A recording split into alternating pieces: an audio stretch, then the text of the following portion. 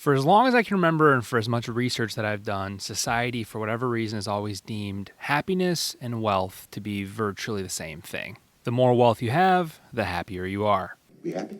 Yeah, we happy. The last half century saw unprecedented rises in wealth, like unheard of. Americans traveled more, they ate more, they bought more, they had more trash than ever before, they used more space, they got their own cars, they got their own homes. I mean, the list goes on and on and on, but wealth was just unprecedented. And yet, overall happiness did not increase. It stayed almost exactly the same for like 50, 60, 70 years. Survey after survey showed that it was just a flat line. Nothing changed. In fact, depression and mental illness disorders skyrocketed in the same time frame. Even though we were wealthier than ever before, we were somehow sadder than ever before.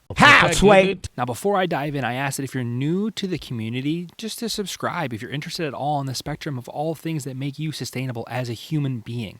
That's what the OHS community is all about. Now, back to the happiness paradox. If you haven't heard of this before, it can be defined like this. If you strive for happiness directly, you will wind up unhappier had you focus on other things that eventually make you happy. What did you say? Sounds confusing. I'll try and explain a little bit better. If all of your time and energy is spent on the sole purpose of achieving happiness, you would have been better suited to spend that same time and energy on all the other goals that line up to eventually make you happy. It basically means setting a goal of being happier never works. Think back to the beginning where I talked about wealth equaling happiness for people. If that were true, our happiness levels would be through the roof. Happiness, joy, fulfillment, these are some of the most powerful feelings that we have as human beings. These are a few of my favorite things. But why is it still that after a half century of unprecedented growth, we still don't have an increase in these feelings? The answer lies with a treadmill.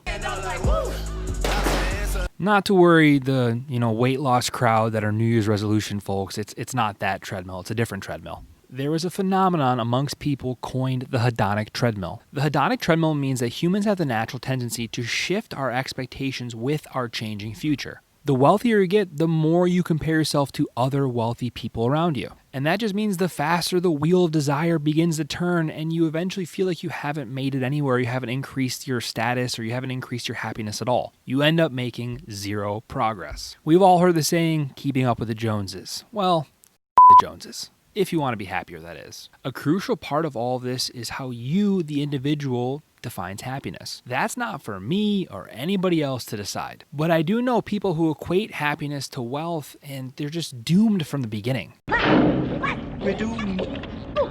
Now, Carol Riff is a developmental psychologist who also warns not to deem contentment with happiness either. Instead, she uses a phrase called challenged thriving to replace happiness for the ideal human state. She breaks down this ideal state with her version of a checklist that's backed by science and surveys and data that she's collected over the decades. So first you have self-acceptance, or how well you know and regard yourself. Then you have environmental mastery, so your ability to navigate and thrive in the world. Next is positive relations with others, then personal growth throughout life, then a sense of meaning and purpose, and then finally meanings of autonomy and independence. People who score higher in these categories, not only are they happier, but they're actually healthier as well, and that's kind of what it's all about. And if I need to be in this challenged, thriving, ideal state to achieve happiness, then sign me up.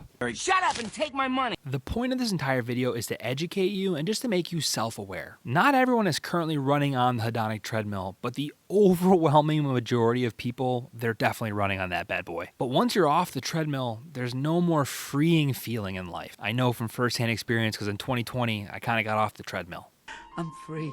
You no longer go through your life with this lifestyle inflation that's robbed so many people of happiness. I just finished the book Happy City by Charles Montgomery, and what I learned from it is a lot of the content from this video, specifically around your happiness dictated by where you live specifically. It goes in depth on how urban sprawl and cul-de-sacs are basically taking a mental toll on our mental state in a really negative way.